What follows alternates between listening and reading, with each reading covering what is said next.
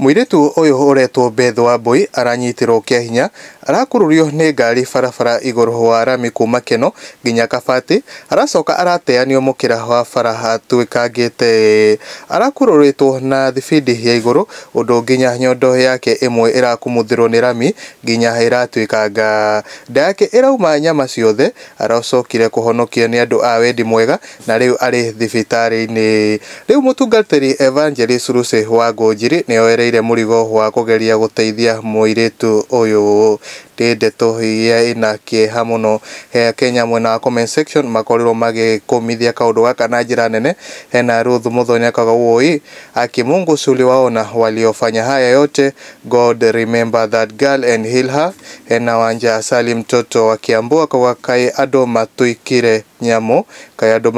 nyamo hena Virginia Vijia kawakai but why mwathani hena Captain Njoroge Jerie akawa adu ageme daimono itafate guikara muoyo. I wonder what goes on in their brains such